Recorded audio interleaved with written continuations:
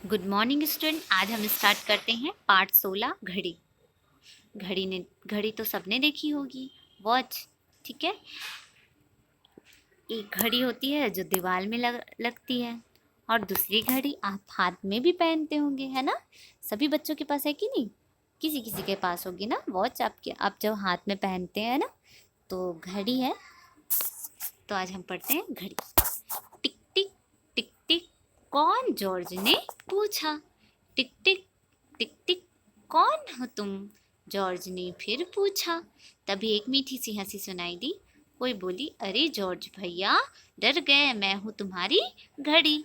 ओह बड़ी नटखट हो तुम, हर समय शोर करती रहती हो, कभी चुप नहीं रहती, कुछ काम भी नहीं करती। जॉर्ज ने कहा, किससे, अपनी घड़ी से। भैया मैं चुप बैठ जाऊं तो तुम्हें समय कौन बताएगा, सवेरे टन टन मीठी आवाज करके कौन जगाएगा। देखो तुम मीठी नींद में सोते हो और मैं जागती हूँ, तुम आराम करते हो, मैं चलती हूँ। मैं आलस्य नहीं करती, यही मेरा काम है। सोचो घड़ी रुक गई तो क्या होगा, है ना। घड़ी रुक जाती तो क्या है, वो बंद हो पड़ जाती है, और सेल डालते हैं तो वो चलने लग जाती है। तो घड़ी का काम ही क्या है, चलना। मैं सबको कहती हूँ काम करो, समय मत खो, घड़ी ने जॉर्ज को समझाया। अच्छा, मैं तुमसे नहीं बोलता, जॉर्ज नाराज होकर बोला। लेकिन भैया मैं तो तुमसे बोलूंगी। लो तुम्हारा स्कूल का समय हो गया, देर मत करो, घड़ी ने कहा। अरे सचमुच, बातों ही बातों में 9:30 बज गए। धन्यवाद घड़ी दीदी, तुमने मुझे समय बताया। मैं स्कूल जा रहा हूँ, जॉर्ज पुस्तक संभालता हुआ बोला। तो इस पार्ट में आपको समय का भी ख्याल होना चाहिए, आपको अपना काम समय पर करना चाहिए। घड़ी आपको समय की सूचना देती है और आपको अपने काम समय पे करने को बताती है, जानकारी भी देती है। आपका स्कूल जाने का समय होता है तो आपको किससे पता चलता है, घड़ी से।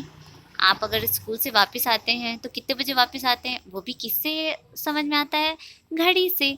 आपको अगर कहीं जाना है, कुछ डेट डिसाइड हुई है, आपका फंक्शन है, तो आपको वो सारी चीज़ें किससे आप करते हैं, घड़ी की मदद से। टाइम आपको बताती है, मतलब समय बताती है, तो घड़ी की बहुत ज़्यादा ज़रूरत है ना। तो सभी बच्चों को घड़ी देखनी आनी चाहिए भाई, है ना। आज हमने इस पार्ट में पढ़ा समय के बारे में, घड़ी के बारे में, तो आप लोगों को ये पार्ट तो अच्छा लगा होगा, है ना। चलिए शब्दार्थ करें। टिक टिक, घड़ी की आवाज़। नटखट, चंचल शरारती। शोर, आवाज़, आलसी, सुस्ती। धन्यवाद, शुक्रिया या आभार प्रकट करने का शब्द।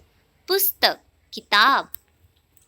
आप पाठ अगर अच्छे से पढ़ेंगे तो आपको प्रश्नों के उत्तर भी याद हो जाएंगे, ठीक है। तो अच्छे से सुनिए, समझिए। टिक टिक की आवाज किसकी थी, टिक टिक की आवाज घड़ी की थी। जॉर्ज घड़ी से क्यों नाराज था, क्योंकि घड़ी शोर कर रही थी। घड़ी क्या करती है, घड़ी समय बताती है। जॉर्ज ने घड़ी को धन्यवाद क्यों दिया, जॉर्ज ने घड़ी को समय बताने के लिए धन्यवाद दिया, है ना। तो चलिए प्रश्न नंबर 2, इसमें 2 ऑप्शन दिए हैं, उसमें से एक चूज करके आपको यहाँ पर फील करना है, मीन्स लिखना है। मैं आलस्य नहीं करती, तुम बड़ी नटखट हो, मैं स्कूल जा रहा हूँ, तुम्हारे स्कूल जाने का समय हो गया है। चलिए, मैं स्कूल जा रहा हूँ, यहाँ पर आपको क्या करना है, प्रश्न नंबर 3, सही वाक्य के सामने सही तथा गलत के सामने गलत का निशान लगाइए। बातों ही बातों में 10 बज गए, गलत कितने बज गए थे, 9, है ना। मैं स्कूल जा रहा हूँ, सही। तुम हर समय शोर करती रहती हो, सही। मैं तुमसे नहीं बोलूँगी, गलत, मैं तुमसे नहीं बोलूँगा है, ठीक। मैं आलस्य नहीं करती, सही। अब आपको पढ़ के यहाँ पर लिखना है। विलोम शब्द का मतलब क्या होता है, बताई हूँ ना आपको पहले चैप्टर में। विलोम का अर्थ होता है उस शब्द का उल्टा, जैसे मीठी का कड़वी, नाराज का खुश, देर का जल्दी, आलस्य का परिश्रम, सोती का जागती, हंसना का रोना, ठीक। प्रश्न नंबर 2, टिक दिए गए शब्दों से वाक्य बनाइए। आपको ऐसे सेंटेंस बनाना है, ऐसे वाक्य बनाना है जिसमें इन शब्दों का प्रयोग हो सके। ज़रूरी नहीं कि आप यही वाक्य बनाएं, मैंने आपको समझाने के लिए ये वाक्य बनाए हैं। आप अपने अनुसार इन शब्दों का प्रयोग करके कोई दूसरा वाक्य भी बना सकते हैं। समय का, स्कूल जाने का समय हो गया। स्कूल, देखिए स्कूल जाने का समय हो गया। मैंने दोनों ही वर्ड के लिए एक ही सेंटेंस का यूज़ किया है, ठीक है। एक बार समय के नीचे अंडरलाइन लगा दी, एक बार स्कूल के नीचे, ठीक है। नटखट, मीना तुम बड़ी नटखट हो। आलस से नहीं करना चाहिए, आराम से सड़क पार करना चाहिए। इसके साथ ही ये पाठ हमारा ख़त्म होता है।